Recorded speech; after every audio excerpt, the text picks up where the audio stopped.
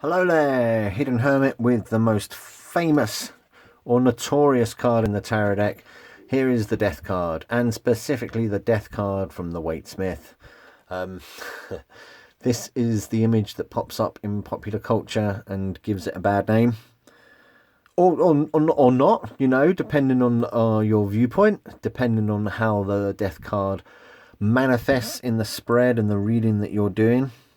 But yes, it is a particularly famous image, and there's a lot of crazy stuff going on in here. So let's start from the top, shall we? Let's start from the main image, the image of death, and this is very much informed by Christianity, I believe, because you have a death which is a skeletal figure riding the pale horse, which denotes the idea that it's the one of the four horsemen of the apocalypse, who rode a white steed in his skeletal form. In fact, I don't think Revelation does suggest that death is a skeleton, but again, this is a popular culture thing, isn't it? Skeletons denote death. You have the rose cross in monochrome. there's no resplendent red colours here. It's in black and white, which, you know, symbolically could mean all sorts of different things. But yes, that alludes to the Rosicrucian mysteries. His red feather also could mean something. It does kind of pop out at you, as does the red eye of the horse as well. He is armoured, suggesting war, battle and conflict. Black armour as well, again that sort of sense of blackness. I find it quite interesting going on over here, but I'm going to leave this till the end. You've got the skull and crossbones across the...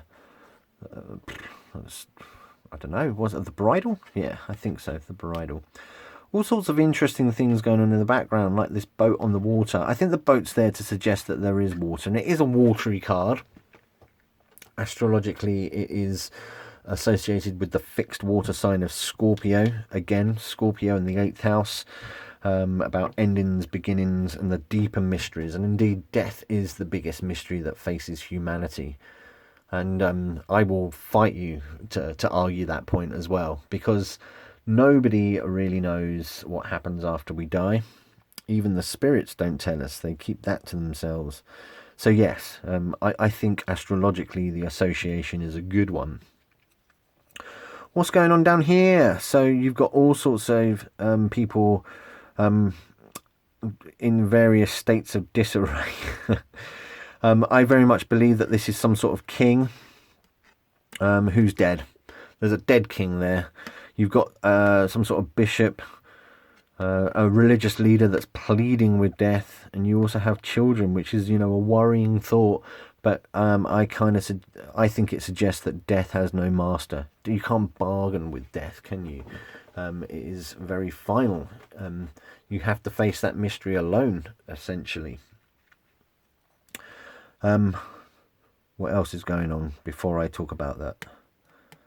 Okay, so, but as a tarot reader, and if you've got this far in the video, you've probably decided that this isn't a Justin Bieber video after all, and you're interested in tarot. You understand that death does not mean the mortal coil. It doesn't mean that somebody's going to die. To be fair, it might, but no. Death means the death of a paradigm, the death of an ideal, the death of an era, if you like, because there's going to be a definite sense of rebirth.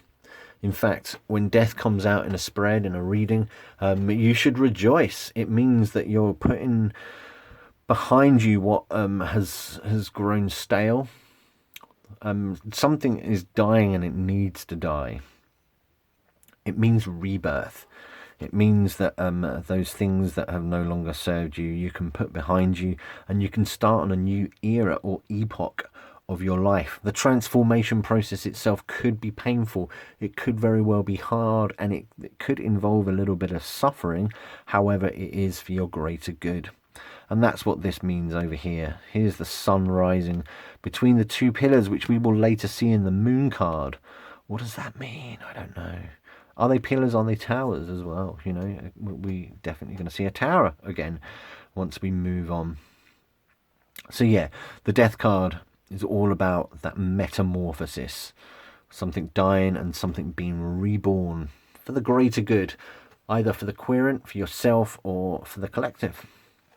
When death comes up reversed, then you, that's a cause for concern.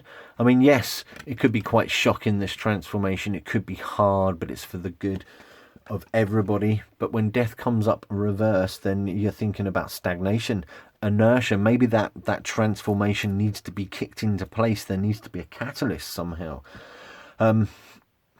It could also mean, you were hoping for a transformation and it hasn't come, so you got that sort of loss of hope, and you're stuck. You're stuck in your ways.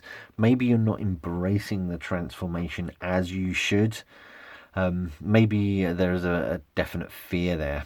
In fact, death reversed could probably mean archetypally, or what popular culture suggests that death means. You're stuck. You're dying a slow death. You're almost rotting, if you like. Now, the death card, as with all the mages, you could go on forever and ever talking about the psychological, the symbolic, the esoteric meaning and depth of the card. But we're not going to do that. I'm here just to show you the image. It's interesting.